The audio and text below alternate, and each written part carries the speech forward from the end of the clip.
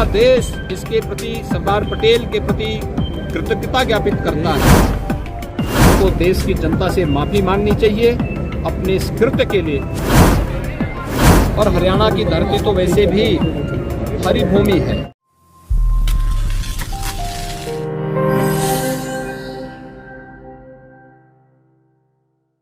उत्तर प्रदेश के मुख्यमंत्री योगी आदित्यनाथ फरीदाबाद के प्याला गांव में नाथ संप्रदाय द्वारा स्थापित शांतिनाथ मठ में शिरकत करने के लिए पहुंचे, जहां पर योगी आदित्यनाथ ने 18 के महंत योगी सोमनाथ जी की मूर्ति का अनावरण किया।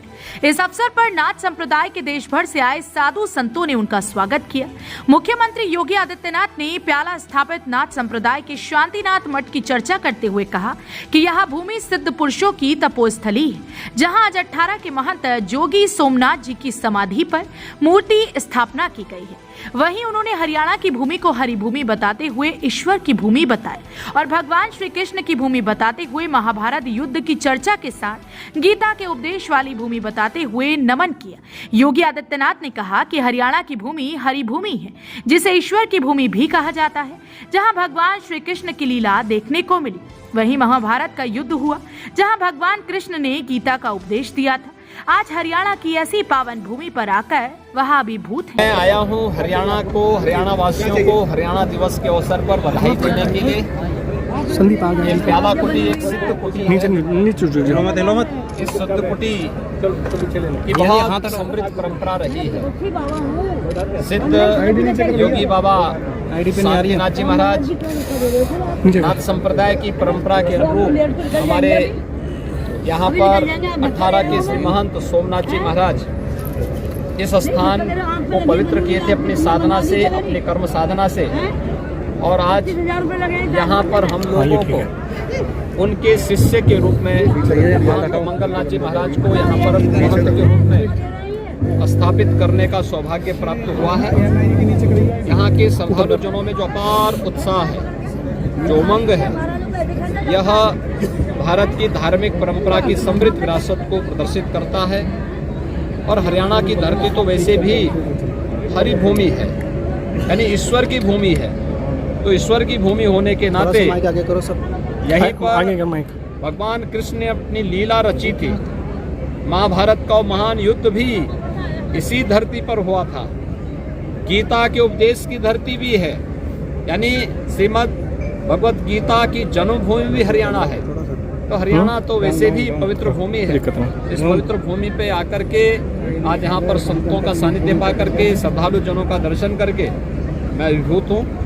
मैं पूरे हरियाणा वासियों को हरियाणा दिवस की हार्दिक अभिनंदन करता हूँ। और दीपावली की तरीके से कल जो वक्तव्य सरदार पटेल जैसे राष्ट्र नायकों की तुलना जिन्ना जैसे विघटनकारी तत्व के साथ किया गया, वह मुझे लगता है कि भारत का अपमान है।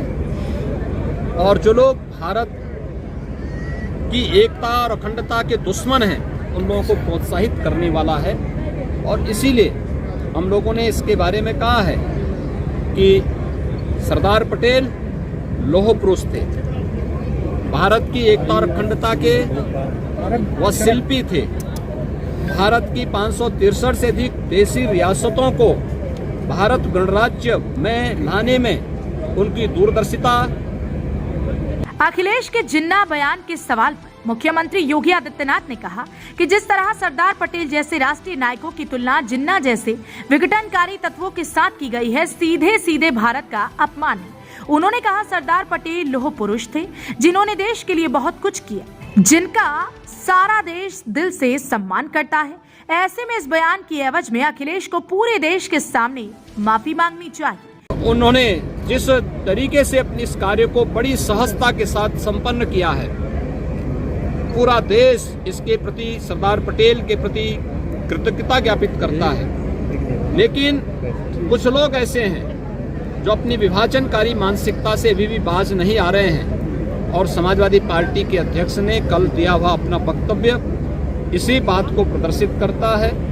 उनको देश की जनता से माफी मांगनी चाहिए अपने इस कृत्य के लिए। जिन्ना को महिमा मंडन के लिए उनको देश की जनता से माफी मांगनी। हरियाणा वरदान के लिए फरीदाबाद से जितेंद्र बेनीवाल की रिपोर्ट। देश व प्रदेश की खबरों को सबसे पहले देखने के लिए हरियाणा वरदान चैनल को सब्सक्राइब करें, लाइक करें व शेयर करें।